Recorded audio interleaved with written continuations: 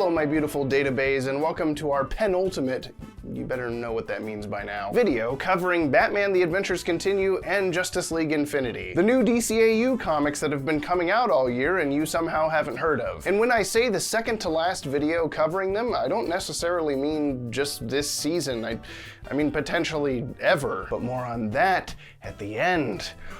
Ooh, cryptic! Today we're covering all the latest releases in the order they came out. Not one, not two, but 3 new comics, with 3 Databuds hosting to boot. We've got JL Infinity number 6, The Adventures Continue Season 2 number 7, and this year's BTAC holiday special from DC's 'Tis the Season to be Freezin release. My throat is shot from being sick. Happy Christmas. Me. And after all that, I'll reveal our 80,000 subscriber giveaway winner for this Nightwing maquette.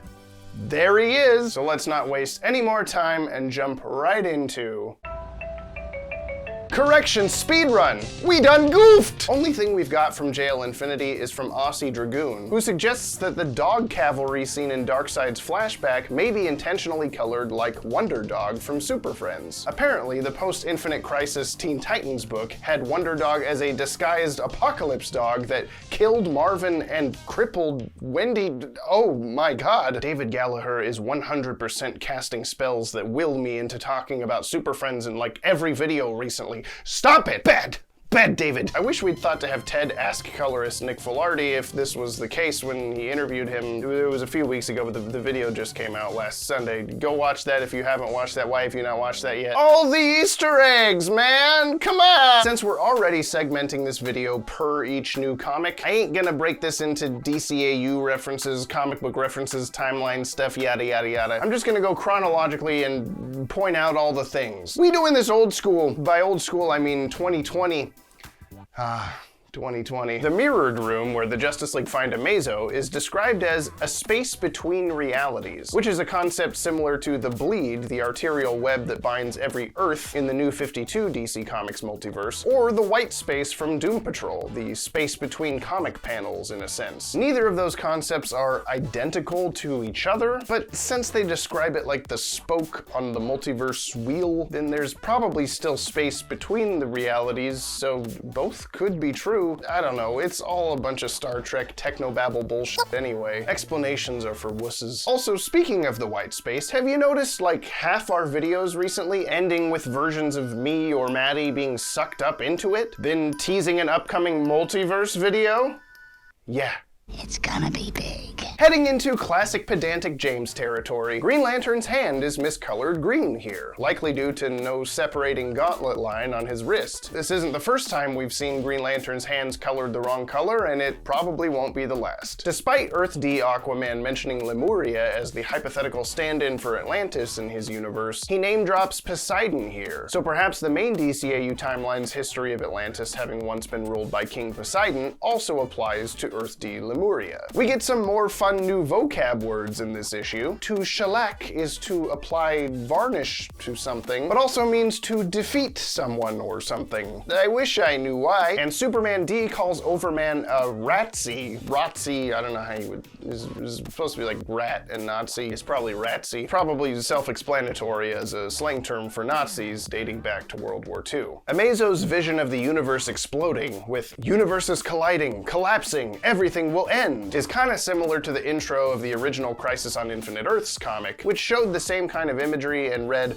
"Worlds will die, and that's only the beginning." And I can't find any pre-existing version of Amazo that matches this new Amazo 2's spiky armor look, but his eventual final form look and his situation in general reminds me of the version of Ultron we got in the recent What If animated MCU series. There was apparently a green semi-transparent variant of Amazo's JLU Mattel action figure, and the horns and forked tongue do remind me of Hades, with the anti-life equation being the common denominator for what we've seen in this comic. The appearance is also kind of Trigon-like, a character we never got in the DCAU. But man, could you imagine if this turned out to be the Adventures in the DCU Amazo, tying it all together?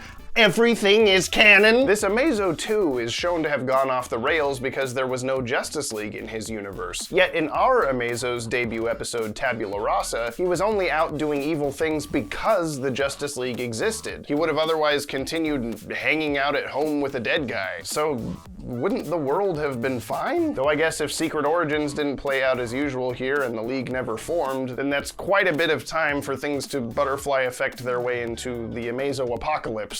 Speaking of which, this universe's dark side looks very different anyway, so things have not been the same as the DCAU we're used to for like probably thousands of years. This guy is almost like a combo design of Darkseid and Highfather, even sporting an Omega symbol staff instead of Highfather's usual shepherd's crook. It's called a shepherd's crook, I guess. I found that out. I wonder what this universe's version of Highfather would look like. Hopefully this. But wait, did Amazo annihilate the whole planet or just the Daily Planet? If the Daily Planet globe don't explode, can it truly be considered a catastrophe? Also, damn it, I've had that Amazo-ish body that Lex Luthor made in the Justice League Unlimited finale labeled as Amazo 2 in my indefinitely under construction Watchtower Database Encyclopedia website for like over a decade now. Guess I gotta figure out a new name. Any suggestions? Lex Mazo? Emuthor? Shiny, bald, naked robot Telly Savalas? Here's something interesting. Earth D Batman's real name is apparently Terrence Wayne. I mean, keep epilogue a secret, but that's gotta be a reference to Terry McGinnis, right? Batman Beyond? That Bat-Turi meme is becoming less and less of a joke. His spine was broken by the Joker, which may usurp the Bane breaks Batman's back bit from Nightfall in his universe, or it could be a similar situation to Barbara Gordon from The Killing Joke. Either way, we now know that his Whirly Bat is kind of a mobility scooter type deal, meaning this Batman fits into Earth diversity by virtue of being disabled. Oh yeah, it's all coming together. Earth D woke, multiverse broke. Get woke, go broke, they say. All the smart people say that. Superman D punching Overman? Fuck yeah. This punching pose is similar to a couple of Ethan Beaver's Instagram warm-up sketches, and shouting "shut the hell up" while punching a bad guy is also featured in this Superman and Darkseid panel from the Batman Superman, the Supergirl from Krypton comic arc. Jesus Christ, this part with Hawkgirl's wings getting ripped off is brutal. It turns out to be a hallucination that in reality only lasts like a split second, but during that split second, you just know her wings went to Mr. Wing. Every time a Hawkgirl loses her wings, a Mr.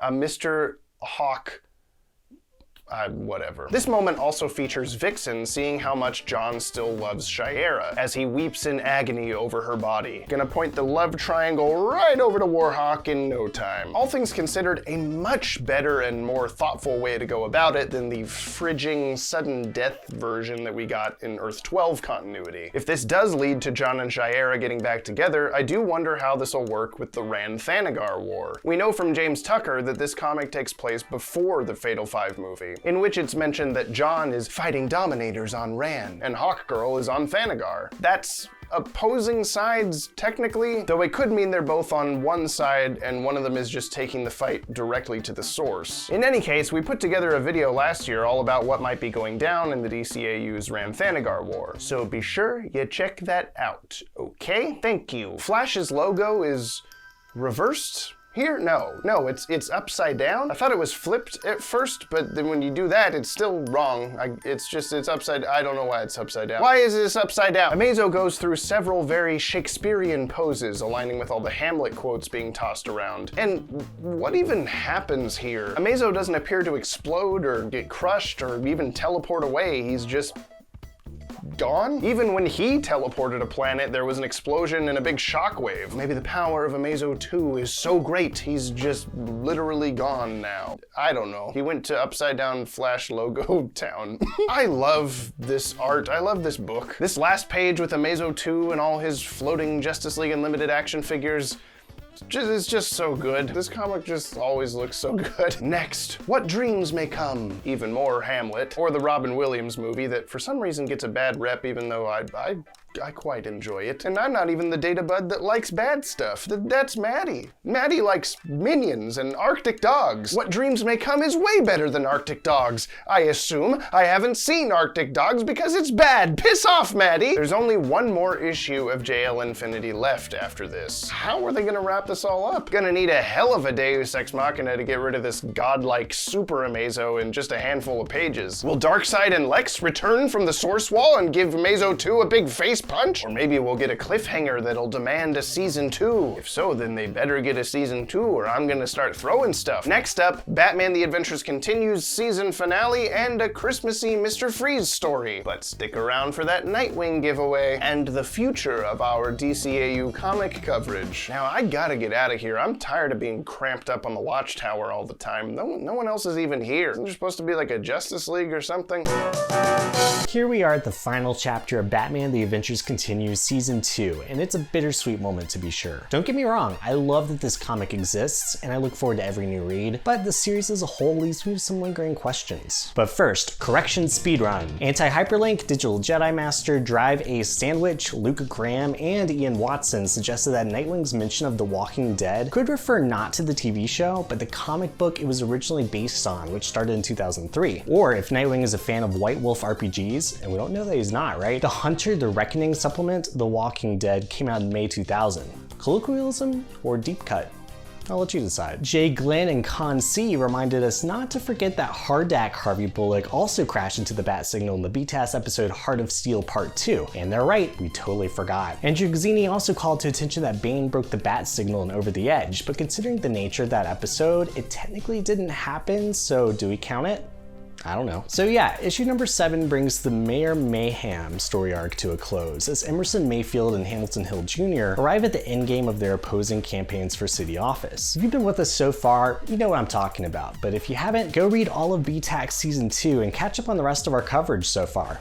What are you waiting for? It's all out now. Just read it. When Barbara wakes up, Mayfield comments that it looks like our curious Alice has returned from the Looking Glass, which obviously references the 1871 children's novel Through the Looking Glass and What Alice Found There by Lewis Carroll, the sequel to the original 1865 novel Alice's Adventures in Wonderland, also the source of the Mad Hatter's criminal persona. Miss Hanbury was revealed to be the March Harriet, actually named in the DCAU for once. Until now, we weren't sure if it was Harriet or Hare. Last time we saw March Harriet was in last year's holiday special and previously before in BTAC Season 1 number 4 and Harley Loves Joker. She has an updated outfit with a tutu this time and uses more Cockney British slang in her speech. What's going on here? Bet it beats another Law and Order.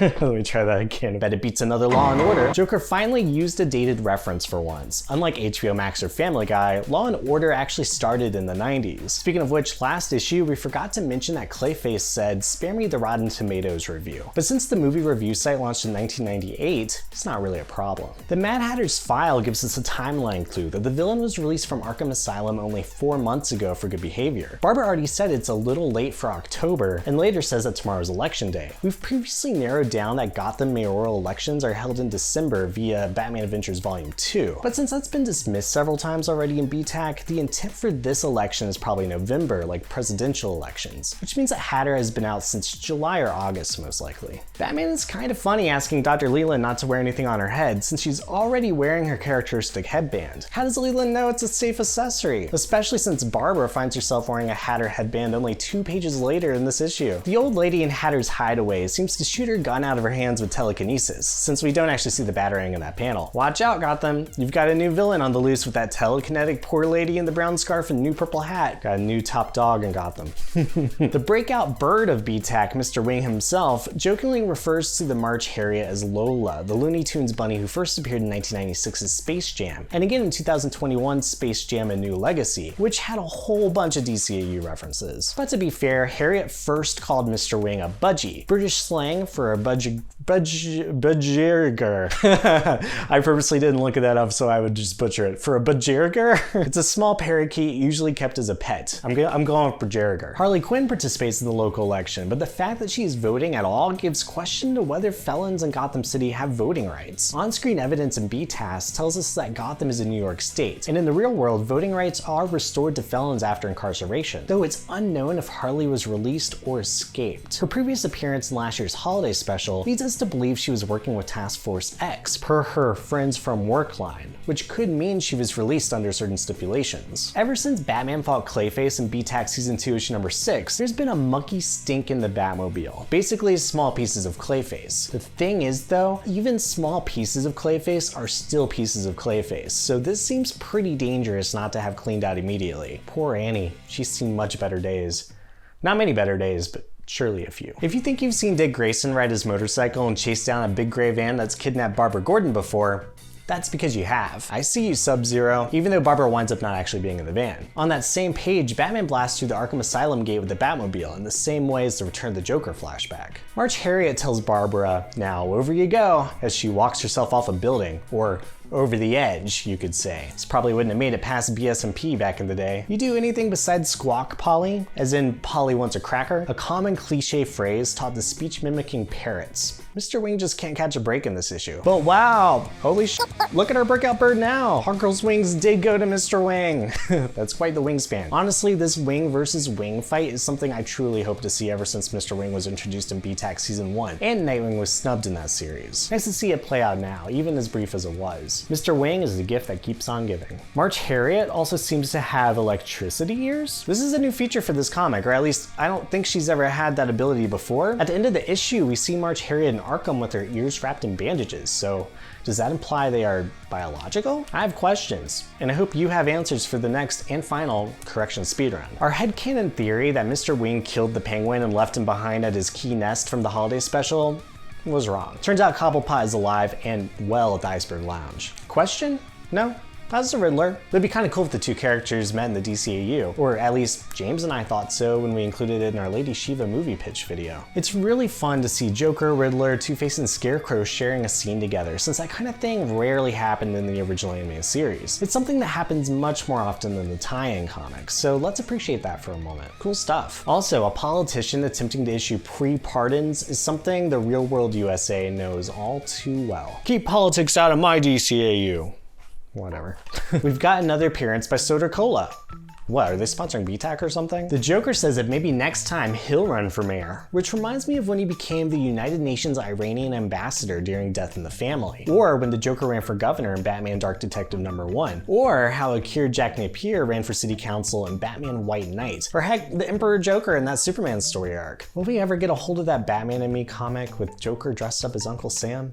Maybe someday. Since Hamilton Hill Jr. becomes the new mayor at the end, and seems to be in good favor with the public, perhaps the Hamilton Hill High School from Batman Beyond was named after Hamilton Hill Jr. and not his dad. Jr. came off a little shady in the first 2 issues this season, but he didn't seem to know anything about the Court of Owls, though the public was left unaware about Senior's involvement with the court. So I suppose the school could be named after both of them? Like the lineage? Wait. This means Gotham Girls takes place after BTAC Season 2, and Junior grows a mustache and has the voice of D. Bradley Baker. Confirmed! I give you my word. Another cool thing that we only ever got in the tie-in comics would be the entire Bat family in one shot, or even episode, in costume, as seen here in the final panel of the issue. It never happened in the shows, just try to tell me differently. I'm not waiting because you can't. That's pretty much it for BTAC Season 2. If you've somehow been watching this coverage but waiting to read the series in paperback, the BTAC Season 2 collection drops on June 22nd. Like I said, I've still got a few lingering questions, like what happened with the Season 1 arc involving Lex Luthor? Are the Court of Owls still out there as a potential threat? Will Azrael return for another team up when the Bat family needs him the most? Will the behind the scenes mentions of Cobra and Firefly eventually lead somewhere epic? Will Nightwing and Red Hood ever interact? Surely Nightwing knows about Jason Todd, right? I mean, maybe he doesn't. We don't know anything yet about a potential BTAC Season 3, but if I were a betting man, and I am, I would bet a whole month of my Patreon payout that Season 3 is on the way, and so is Nora's resurrection via the Order of St. Dumas's Shaw Magdalene, or Cobra and Firefly, or whatever. The clues were there the whole time, people. Her foot twitched, I swear to God. However, we do know for sure that Alan Burnett will return with Kevin Conroy, John Glover, and as much as the original cast as possible for a Batman the Animated Series audio drama continuation in the near future, while Bruce Timm, James Tucker and company are working hard on Batman Caped Crusader, so there's no shortage of BTAS inspired content on the horizon, whether more Batman the Adventures continues in the cards or not. That being said, I want to thank Alan Burnett, Paul Dini, Ty Templeton, Rich Burchett, Jordan Gibson, Monica Cabina, Joshua Reed, Andrew Marino, and everyone else on the BTAC team for the love and passion that they put into both seasons. The fact that we get to experience any additional stories set in the beloved world of Batman the Animated Series is absolutely amazing. And as long as they keep coming, we'll definitely keep talking about them here. Speaking of which, BTAC did have a surprise 10-page chapter in DC's 2021 holiday special. So let's hop-a-tahu this thing over to Maddie. Wait, I get to talk about the most emotionally compelling and artistically captivating issue of Batman The Adventures Continue yet? And it happens to be a story about my all-around favorite guy? All that complaining about the timeline segments having almost nothing is finally paying off, it seems. Squeaky wheel. What's that? Oh, my producer is telling me it's still an Easter egg roundup either way, so I'll take what I can get. We start window shopping off with Freeze stating, "Old Gotham Square, practically unchanged in the last half century, as if it's been frozen in time." This is likely a reference to Victor's age, as we get a flashback to his childhood later on in the story, but from the perspective of the real world, with us being about 60% of the way to a half century since Batman the Animated Series first aired, A, I feel really old, and B, this line really speaks to the fact that the show's design crew really did tap into that timeless feeling that they've stated time and again they were going for. This Gotham is going to live and breathe for forever. Though, counter to Mr. Freeze's statement, whenever we've seen a representation of this area in the DCAU before this, it seems that there have been quite a few changes, actually. Up to and including the name. In Christmas with the Joker, while not stated directly on screen, behind-the-scenes production material refers to this area as the Rockefeller Center, based on the real-world equivalent in New York City. And in last year's BTAC holiday special, Harley refers to the area as Gotham Plaza, a name that dates back to the first issue of Batman Adventures and holds all the way up through Batman Beyond. Though on screen, it's definitely called Gotham Square. And there's no bigger countdown on New Year's Eve than at Gotham Square. And has held that name in plenty of tie-in comics as well, once again including the original Batman Adventures. Which raises the question, did we miss a continuity error last year for not pointing this out then? Are these the same place, or do Gotham Plaza and Gotham Square coexist as separate areas? Can Harley and Ivy see Freeze's rampage from their apartment? Will we ever have answers to this? Should we map out all of DCAU Gotham? Please don't make me do that. Don't make me do that. Later in the page, we see a civilian who resembles Mary Jane Watson from the Spider-Man mythos. And while we've seen a background extra like this before, it could also just as easily be a side effect of Jordan having spiders on the brain lately. We get a cute nod to DCAU writer Rich Fogel on the storefront for Fogel's Toys and Collectibles, though for my money, I think the shopkeeper looks a little bit more like Toyman's dad, also a toy maker, Winslow Schott Sr. than Rich Fogel himself. Don't believe me? You can check out our 2-part interview with him to see for yourself. Maybe you'll learn something new from it,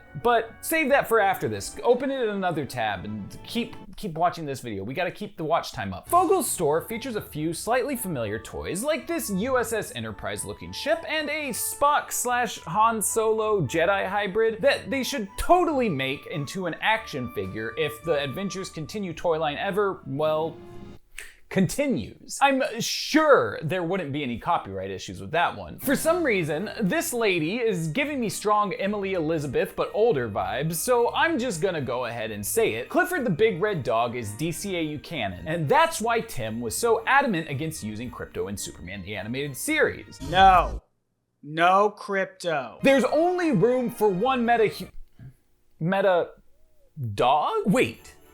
He's coming? This has gotta be a reference to Batman and Robin, right? The Iceman cometh. Tim even calls him Iceman just moments later. Is he making an X-Men gag here, or is this the payoff to that punchline setup? They think I'm here to rob them, yet I'm the only one who has been robbed. I mean, if we're talking about Nora, then like, us too, my man. I'm still not over how they did her dirty last season, and will always appreciate how the previous tie-in comics fleshed her out as a character and gave us reason to understand why Freeze cared so deeply about her. But I digress. This isn't that story. It just has references to it. Like this Iceland sign, which was Freeze's hideout in that issue. We couldn't figure out what it said at first due to the dialogue covering half of it, but Jordan was nice enough to share the textless panel with us.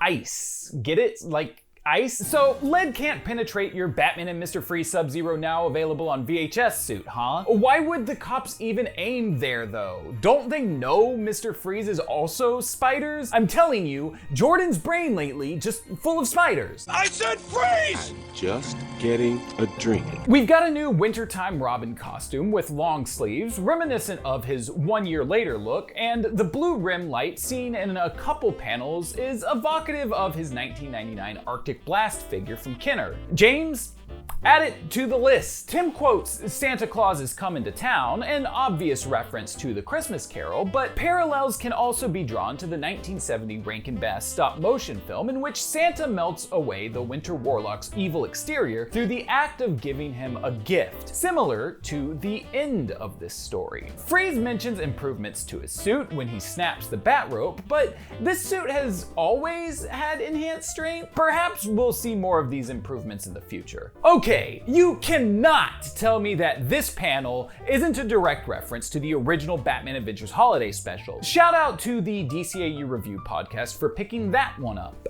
You can catch them over on our second channel, the Pod Tower. Be sure to subscribe so we can finally turn on monetization over there. My daughter is sick, I need the money. Flint Marco, Spider-Man 3, algorithm, please. I said Spider-Man. Well, looks like Mr. Freeze is a Say Anything fan. Sorry, I know it's not the exact lyric, but I couldn't help myself. Say Anything's vocalist has been a comics writer for years now, and I had to sneak that one in here. Though, turns out that the actual soundtrack to this story is 1934's Christmas classic Winter Wonderland. Put that one on while you're reading and see if it changes the experience for you. Jesus, there's so much art from this story that I would love to own. Freeze looming behind Tim, this half and half flashback panel, the panel directly after it. Jordan, if you're listening and wanted to part with any of the original art, assuming it's not all strictly digital, Google doesn't pay us nearly enough that I'd likely be able to afford it, but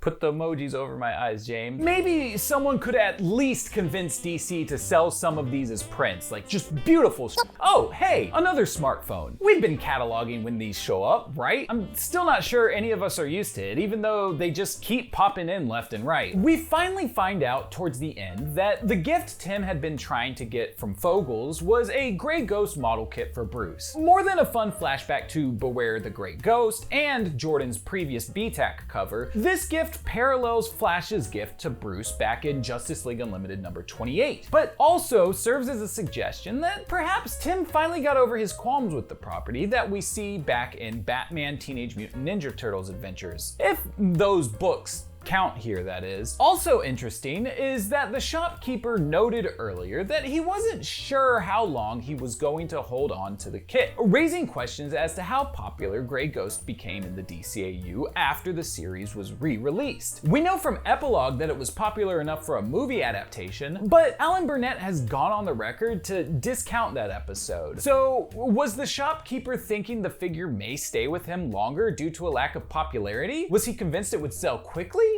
I guess we'll never know. And this brings us to the end of the story. While mirroring the opening of Heart of Ice almost shot for shot, it's also reminiscent of Justice League's Comfort and Joy when Flash gifted the aluminum Christmas tree to Ultra Humanite. And, like I mentioned earlier, draws parallels to Santa Claus's Coming to Town. It's gorgeous, it's beautiful. I legitimately teared up while reading it and looking at the art, and oh my god, Mr. Freeze has his body back! No Spider-Head? Okay, so here's the thing, and it's something we've tried to say over and over and over again, but it seems like there are still some of you who let it go in one ear and out of the other. Continuity and quality are not synonyms. This story is beautiful from beginning to end, and Mr. Freeze not being a Spider-Head does not change that. In fact, if he was a head in a jar on mechanical legs here, the ending wouldn't have worked. It would have been weird and inhuman. Sure, they could have left him in the suit, a la the Batman and Harley Quinn sequel comics, but even that would suggest he's more machine than man and would dull the emotional impact here. There was a story storytelling choice to be made, and the team made it, and the story itself is better for it. Jordan has suggested on Twitter that their reading is this could potentially take place before the new Batman Adventures episode called Comfort, though not only is Hamilton Hill still alive there, despite being killed off earlier this season of BTAC, but it's suggested that Nora is as well. Before, he did everything to keep his wife alive, but after she was revived, he never came to see her. If you really need an explanation for how Freeze got his baddie, hey, Freeze a baddie. If you really need an explanation for how Freeze got his body back in order to enjoy this story, well, first off, what is wrong with you? But also, number B, you can just continue to take into consideration the fact that, according to Dini, Alan and I approached the writing with the idea that we were doing the season you might have seen if we had not put the series aside to do Batman Beyond. I nailed it. I'm not doing a second take. Archer is here now. The camera died. No Batman Beyond means no need for Freeze to remain a head in a jar, and with the advanced tech we've been seeing in these stories, again, look at the smartphones and compare them to the phones of Batman Beyond, it's possible that he could have been returned to his body much earlier on through science. Real science. Try it. That or this comic will eventually go on long enough that Ted will be correct and the Shawl of Magdalene from season 1 gave him his body back, and or he'll lose it after this and the Shawl will bring back Nora and Hamilton and Jordan will be right about Cold Comfort happening later. Pick your poison, doesn't matter to me. These are both hypotheticals right now. Either way, this is the absolute best that Batman The Adventures Continue has been yet. And if it's indicative of things to come, then I cannot believe I'm saying this, but I am incredibly excited for a season 3.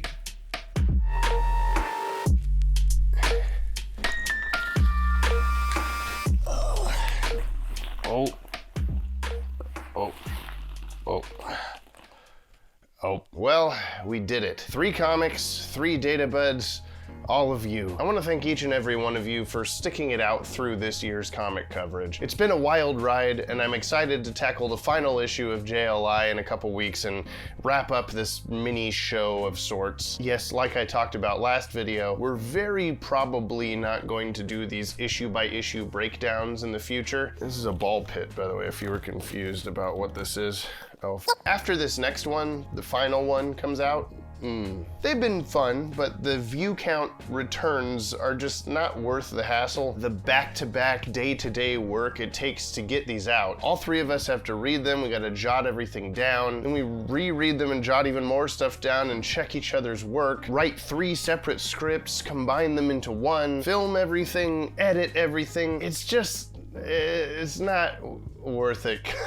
It can be a very hectic process, is all I'm trying to say, for not nearly the eyes that we had hoped. But that's okay, not every video is gonna be yellow batsuit. So I'm sorry if that's a bummer, but you can rest easy knowing we will be covering these comics technically in the future, issue by issue on our podcast. If hypothetically the issues come back, I assume they will. It's always a surprise. We've been saying all year, and probably for the last 2 years, that our 12th Level Intellects podcast will be returning. Now that Maddie lives in the same town as me, basically, it's much easier for us to just sit in chairs and talk and not have to worry about so many technical difficulties. So that'll be happening, but also all of the after the fact videos that you'd expect, like timeline, will it canon, all of the Easter eggs in one giant Easter egg video. You know, the stuff that we do when a new movie comes out, Batman and Harley Quinn, Justice League versus the Fatal Five. That's the planned formula for the comics going forward. It works better for you and for us. It'll all still happen, just with less of a headache and more of an audience. Both of those things are good, so I hope you'll stick around for all of that, because the DCAU has no signs of stopping anytime soon. With new comics, movies, TV shows, cameos, and various multiverse crossovers forever and ever. DC's gonna keep milking this franchise until people stop caring, and I don't think people are gonna stop caring, so here's to the future. I don't know if I do a milking. Should I do a milking hand motion? I don't know if that's okay. Oh, and I'll do the final scoreboard tallies next video, in the final JLI video. I want to do them all at once so we can see what the ending total scores are. We guessed a lot of dumb shit throughout this whole thing, so don't expect them to be a high score. Maybe we can treat this like golf, like lowest score is better. I like that. Expect disappointment and you'll never be disappointed. Go see Spider-Man because, oh my god, now it's time to give away a Nightwing. Here he is among all the other baby toys from Christmas. There's too many baby toys. My house is not big enough for all of this. Stop it. We reached 80,000 subscribers a few weeks ago, and that was a giveaway checkpoint for a Nightwing maquette from the new Batman Adventures, and the winner is this person, okay? Here you are. This is you. The winner was randomly chosen from a comment from last BTAC video. That's how it goes. So congratulations. Send us an email at contest@watchtowerdatabase.com. Your name, mailing address will get Nightwing in your house, or apartment, trailer, cardboard box. I won't judge. He probably will be shipping to you in a cardboard box, but that's not what I mean. It's a little late for Christmas. I'm sorry. The video was supposed to come out a week ago, but what can you do? You can also always check what giveaways are coming up by going to watchtowerdatabase.com/contest. There's a list of all the things, including our next giveaway for 82,000 subscribers, which we just hit, which is a box of DCAU comic books. Superman Adventures number 1, 30, and 5, which is the first appearance of Livewire, I think like ever. I think this came out before her episode came out, as well as Justice League Adventures number 5, that's the Starro one. Go watch the Starro video, please. And number 34, which is the final issue. And all you have to do to enter is leave a comment on this video answering our question of the day, which is something I'm about to make up off the top of my head right now because I didn't write this into the script, because when I wrote the script we hadn't reached 82,000 subscribers yet, but here we are and I guess I gotta figure it out. If you could get Batman something for Christmas, what would it be? He has a lot of stuff. You don't get to say parents. That's not fair. That's not okay. We'll pick a winner randomly from the comments over the next couple weeks and announce it in the final comic coverage video of Justice League Infinity number 7. So you have to watch that video to find out if you won. Whoops, sorry, guess you gotta watch another video of ours.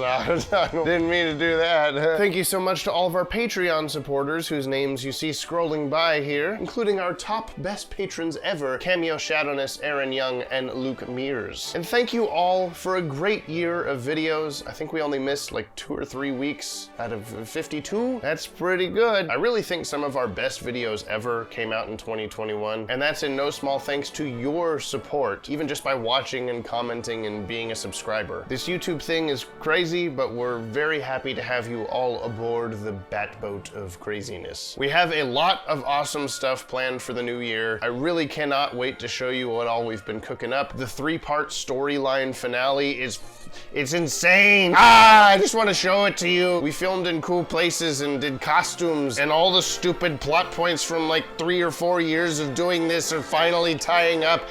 And besides those, there's also a ton of other exciting video topics that you've all been asking for years and years. So happy new year. Spend lots of time with your family, drink lots of alcohol. Don't do that if you're not old enough to do that.